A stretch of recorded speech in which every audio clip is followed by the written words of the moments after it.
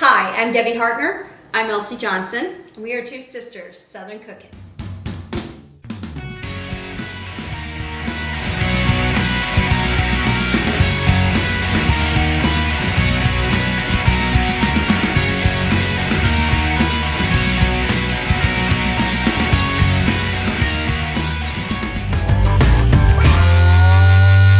Now we are doing a creamsicle pie today. So it's an ice cream pie basically, and it's nice to do stuff like that when it gets to the summer months because cold desserts,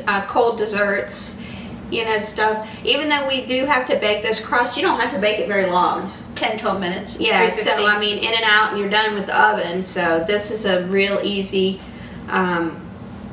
cold dessert to do. So we have vanilla wafers that have been crushed. We have sugar and we have melted butter.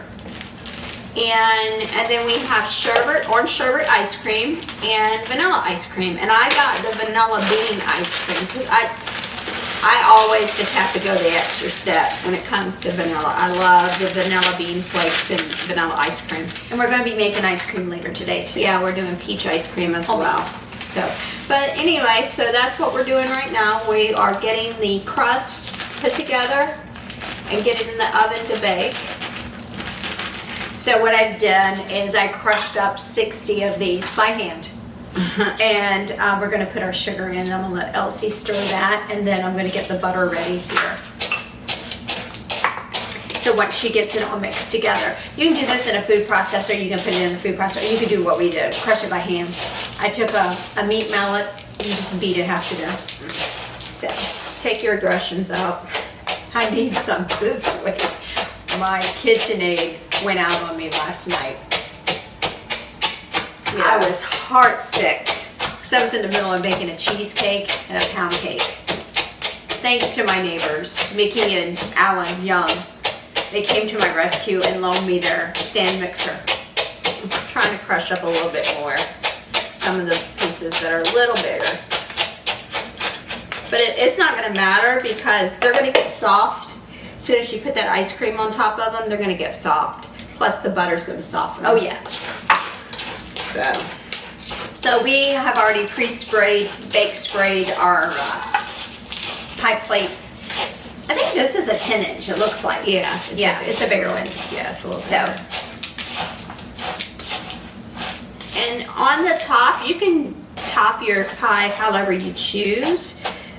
You can put shaves of chocolate, white chocolate, whatever on there. You can put Cool Whip on there. You can make your own whip topping, whatever you choose. right.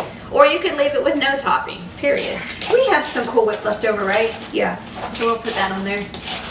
Use it up. Yeah. So we're baking Ronnie a half sheet cake today for his birthday. Now, it's going to be chocolate. Yeah. Elsie and I are adventurous today.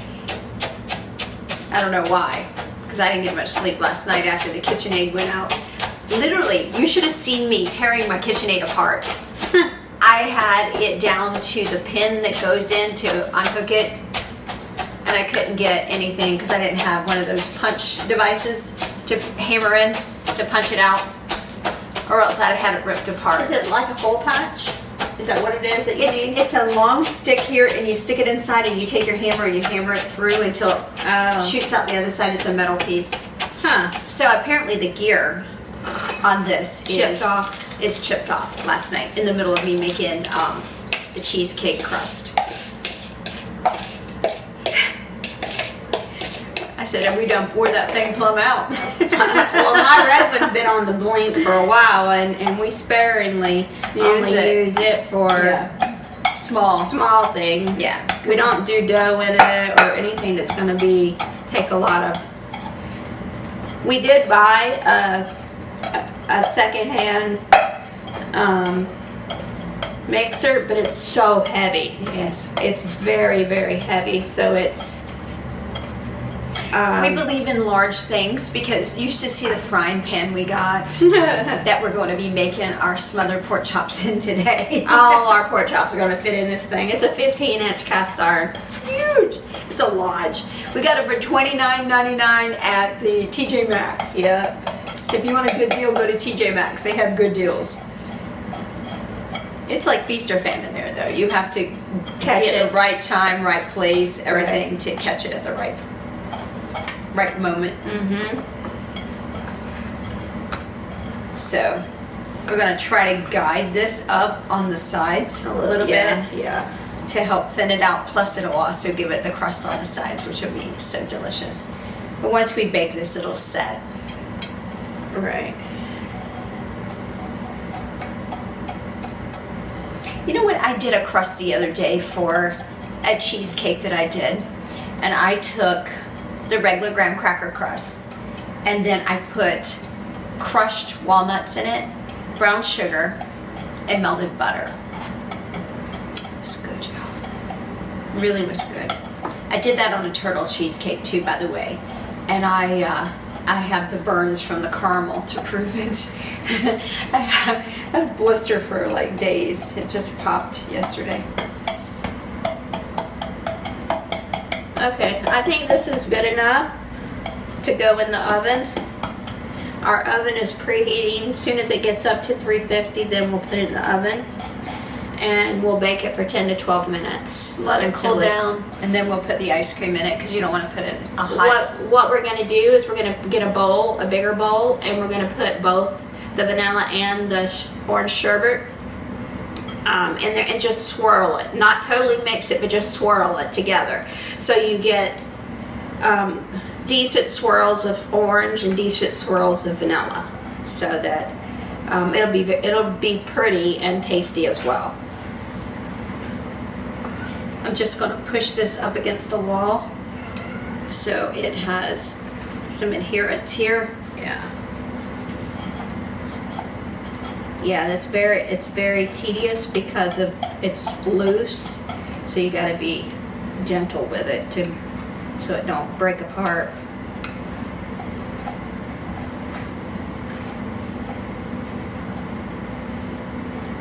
What do you think? Yeah, I think that looks good. All right, folks. We'll go ahead and put this in the oven at 350 for about 10-12 minutes. Let it get nice and set, golden brown. We'll take it out, let it cool down, then we'll put our ice cream in. Gonna be good, y'all. We'll be Now the pie crust is cooled down enough for us to start incorporating our vanilla ice cream and our orange sherbet in. So basically, I'm going to take a scoop of vanilla, a scoop of orange sherbet, and back and forth, and I'm just going to rotate it around, and then we're going to swirl it together. This is going to go in the freezer for up to 4 hours to firm up.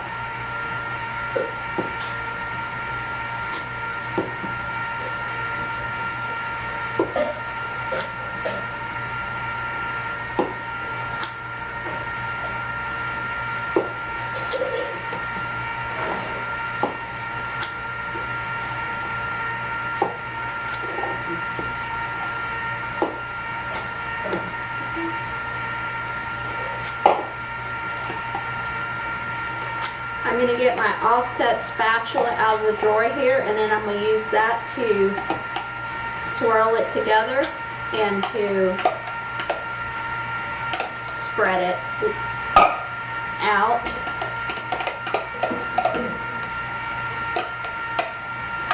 Okay.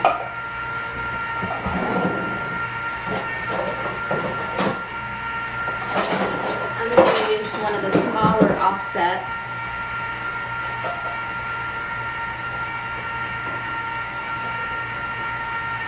And just swirl it around and level it out.